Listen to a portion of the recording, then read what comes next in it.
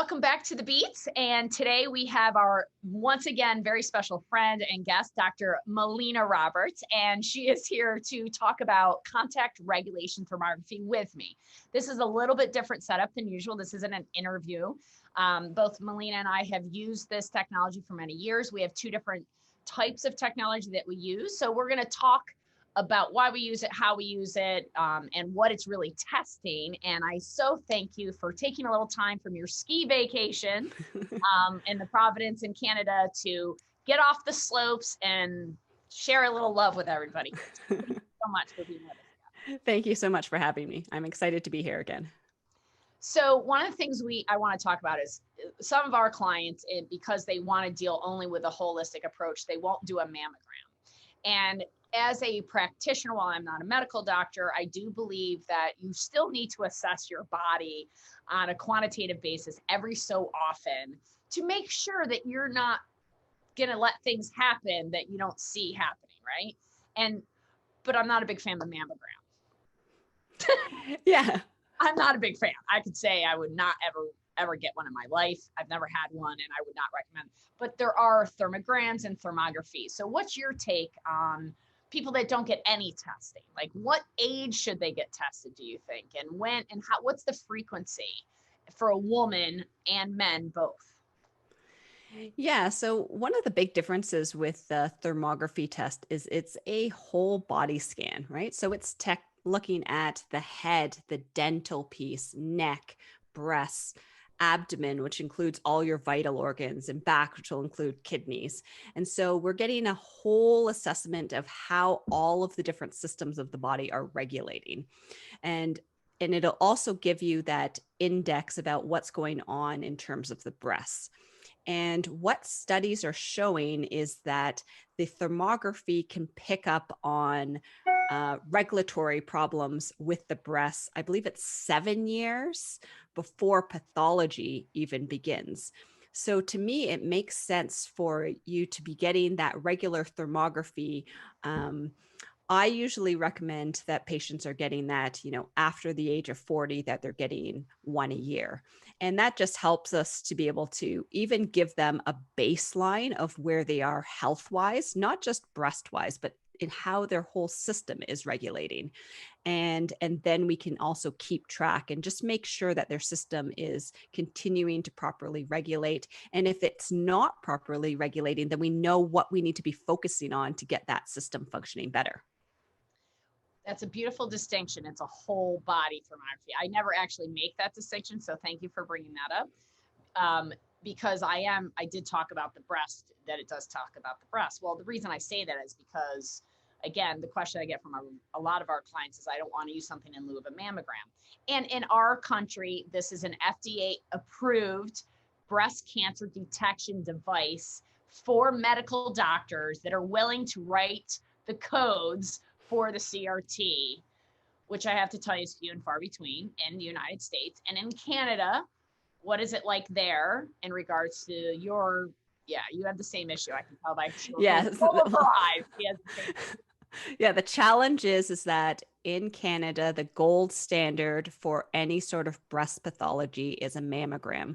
I try to get patients to request ultrasounds prior to getting a mammogram, but most medical doctors will only start with the mammogram as their gold standard. And they don't even recognize the thermography as a diagnostic tool for breasts.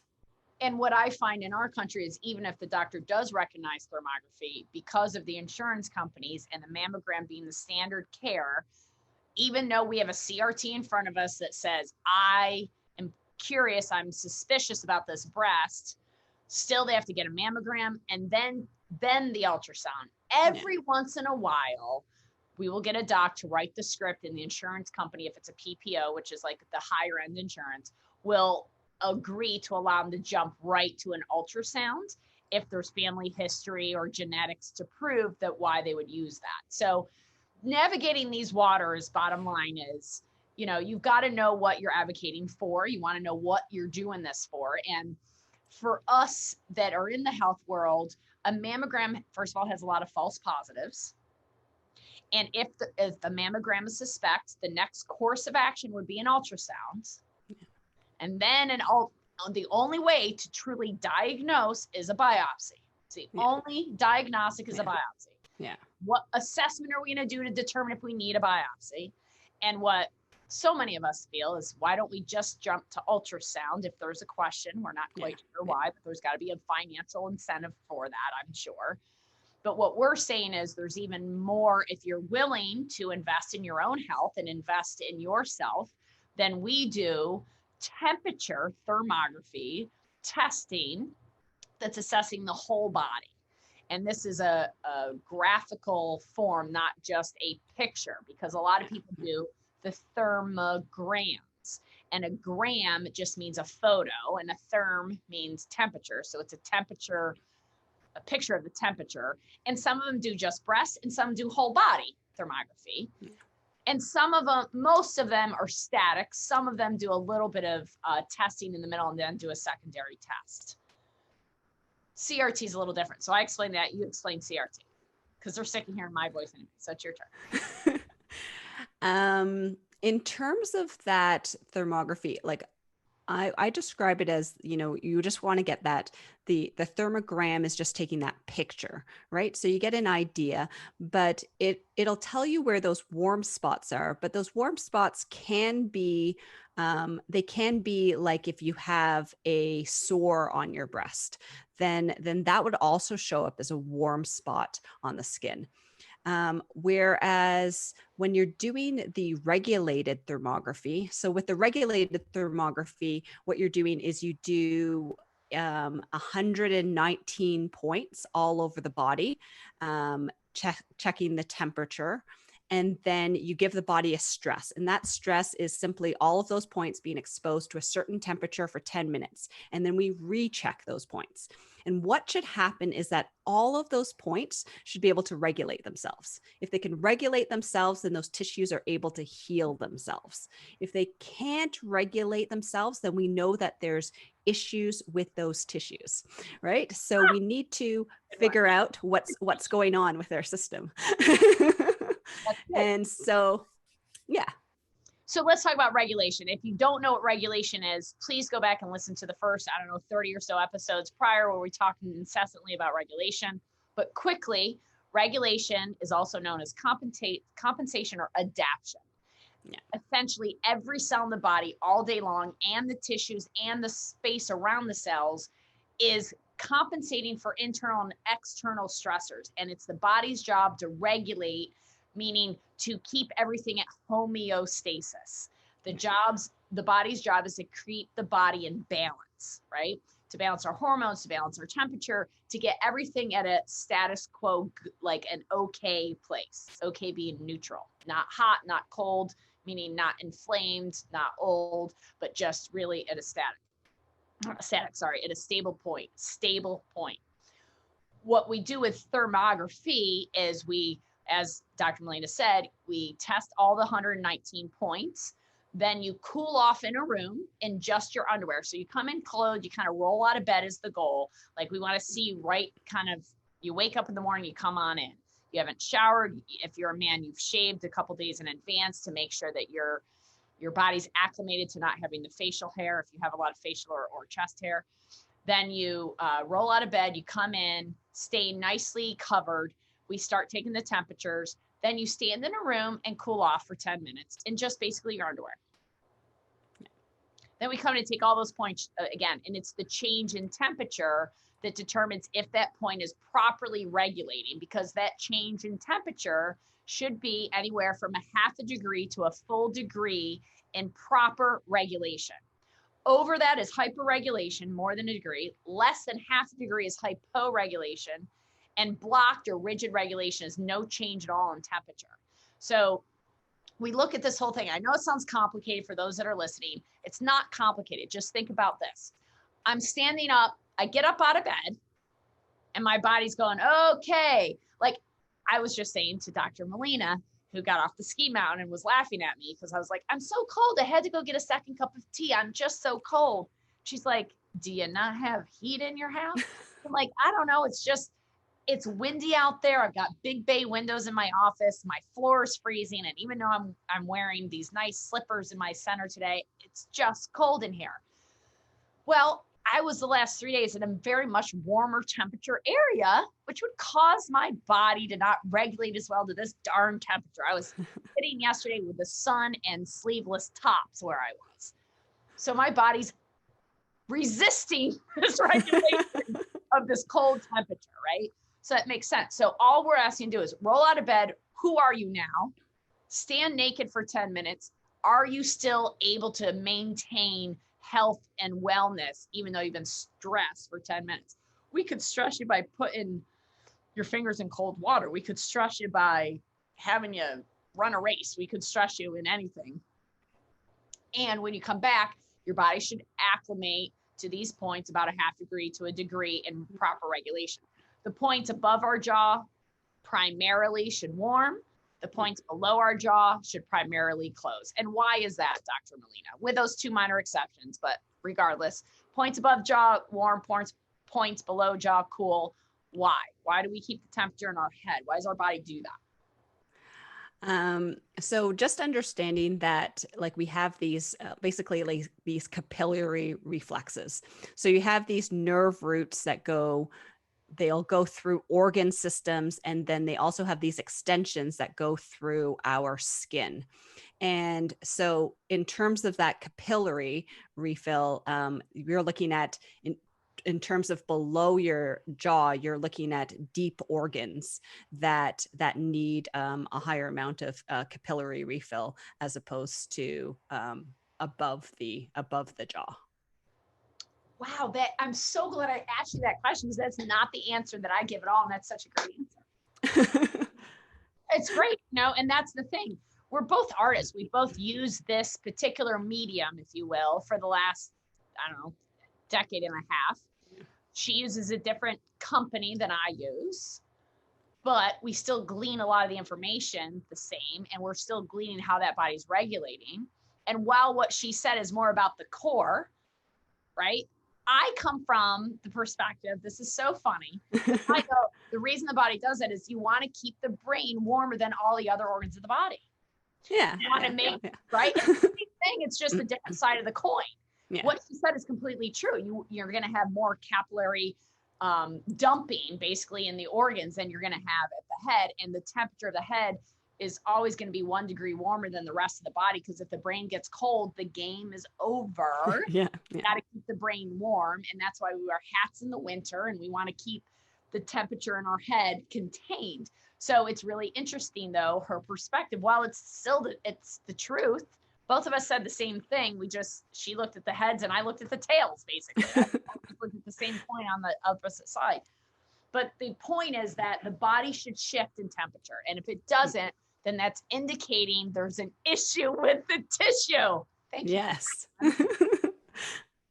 And then through this temperature, it separates out head and neck and chest and upper abdomen and lower abdomen and back, the 4 quadrants of the dental components, and then the 2 breasts are all looked at as individual temperature readings of those 119 points, then grouped by section.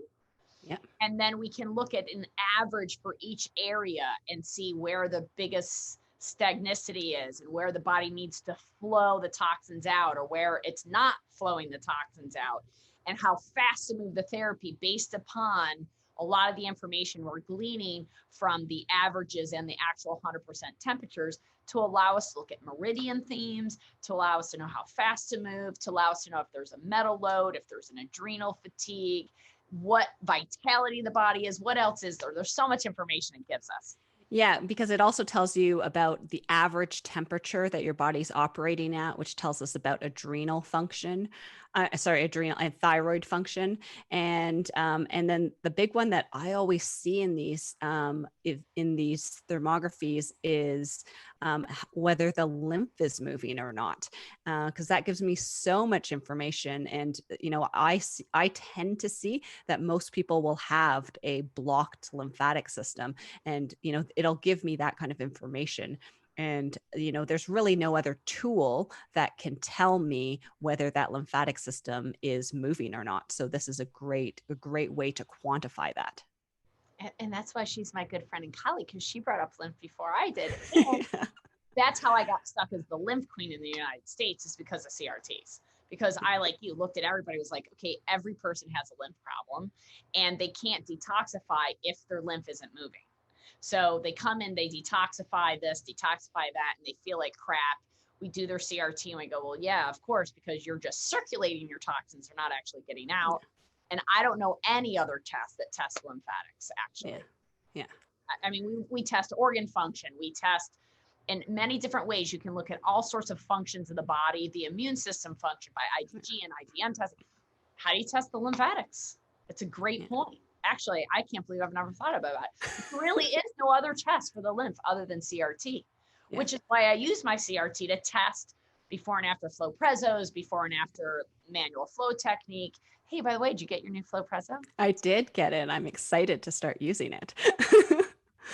It'll be nice recovery for you after your ski vacation. Yes. Have a little love all over your body, because I'm sure it's at your other providence. But yes, at your center, not at your home in the mountains. But flow prezzo, point being that CRT tells us the function of the lymph. And for me, when I did CRT before and after flow prezzo, that was the first suit, I was blown away. I was like, you got to be kidding me. We must have done it wrong.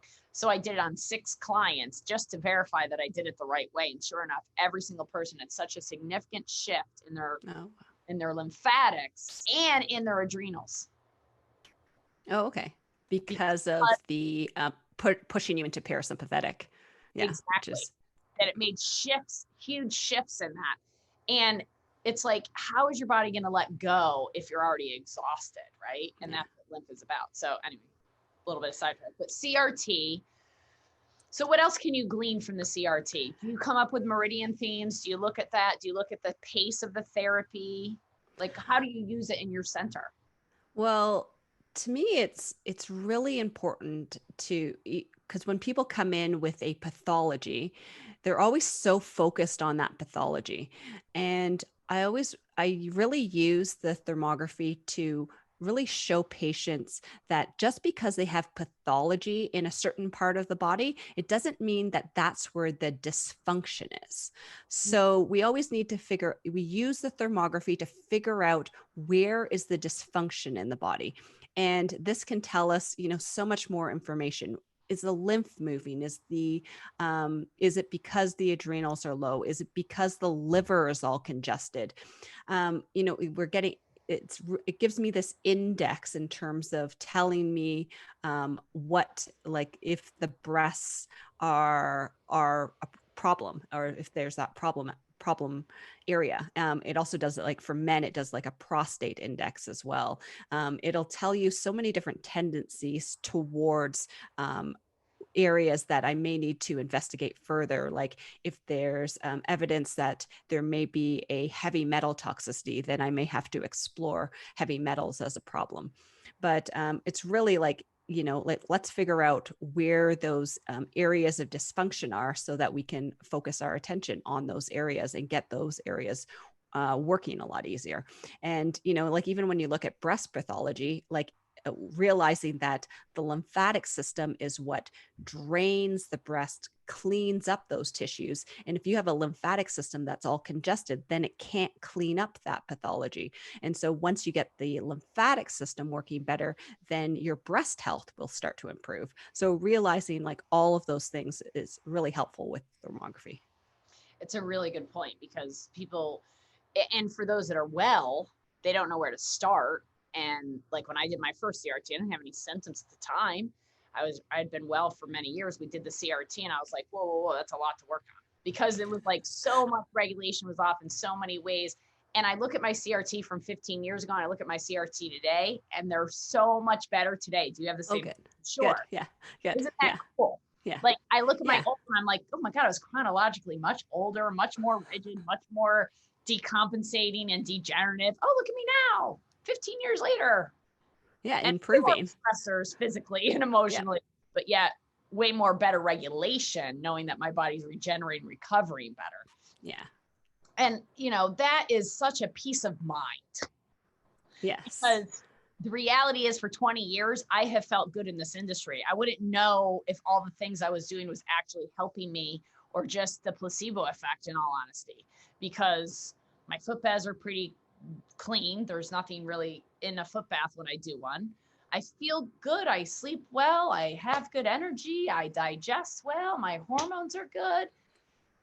You know, where do you go? Yeah. CRT drives you into where are there issues before there are issues. And if you're at the point of disease, the disease isn't the problem. It's all the stuff that was going on. It's just where the body dropped the ball. And people want to chase the ball. And what we always say is, no, look at the underlying issues that cause the body to drop that ball and not have the capacity to hang on to that ball. And that's what the CRT allows us to do. A whole body assessment of looking at the temperature. And personally, I don't feel like there's any one test that's ideal. Yeah. Right? Because we do heart rate variability, we do CRT, we do live blood, you do other blood investigations and lab results. And that being said, I find CRT like really comprehensive.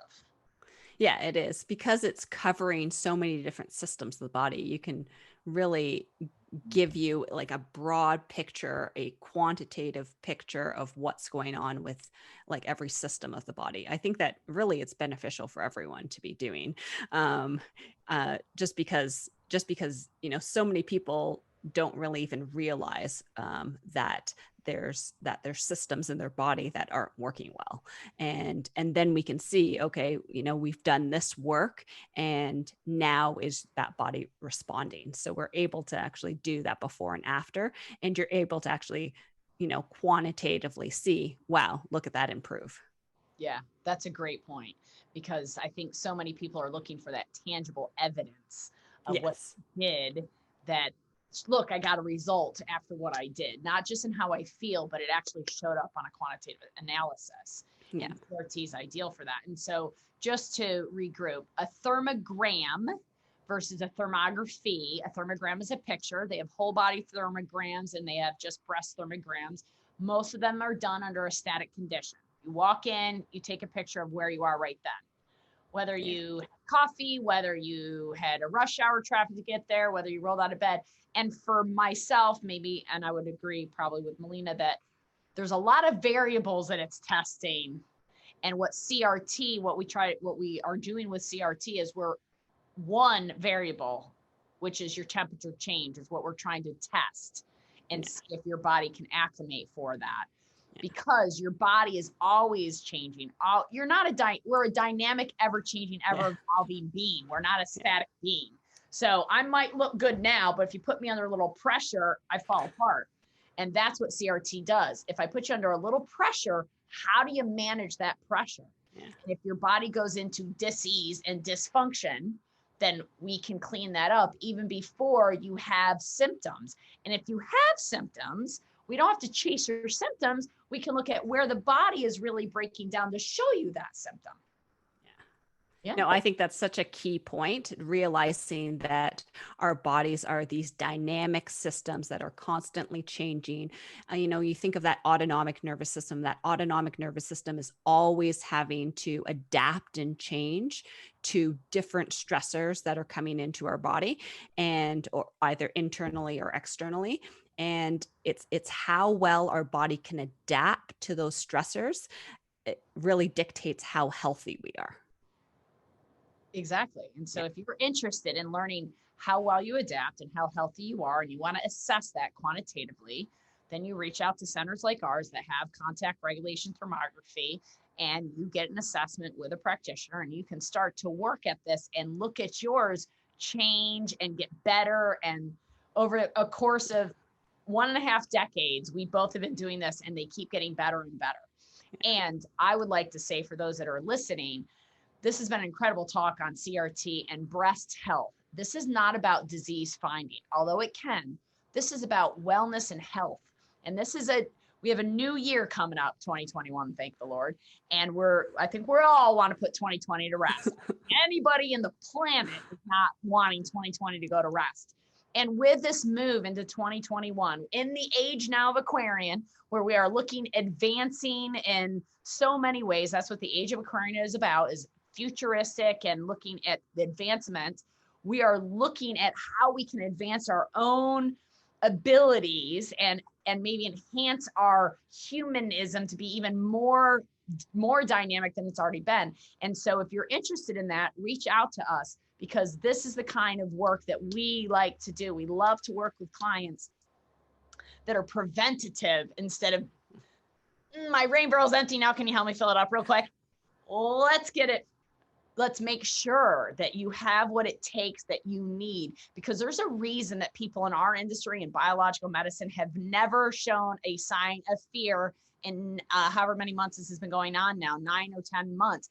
Our entire community across the globe has been uniting and reuniting, saying, we got to work this together. We need to educate them. We need to give them the same confidence that we have, because there's way better testing out there that's more wise and more reactive than waiting for blood to show that there's a problem, to see if you're going to be susceptible when that virus comes along or that flu or whatever it is. Don't wait until there's a problem. Really prevent it. Know how your body works. Understand how your body works. That's what the Beats is about, to educate you with naturally oriented therapists like Dr. Melina Roberts, who is medically enlightened doctor and specialist in regulation, in health, and in wellness, because we're here to empower you, to give you the tools so that you have a surety over your health and you know that the things you're doing are quantitatively making shifts in your body so that you're optimizing and thriving as an organism. That's what it's about. Yes, I love it. I totally agree. And I think that that's what we really need to be focused on. We need to be focused on, what we call like cleaning up our body's internal terrain. And if our bodies are functioning well, then we don't need to worry about what's coming in from the external. It's really shifting this whole mindset of germ theory to understanding terrain theory. And that's really, to me, what biological medicine is all about, is understanding and cleaning up that terrain. And thermography is just an excellent tool to be able to monitor and be able to actually quantitatively measure that.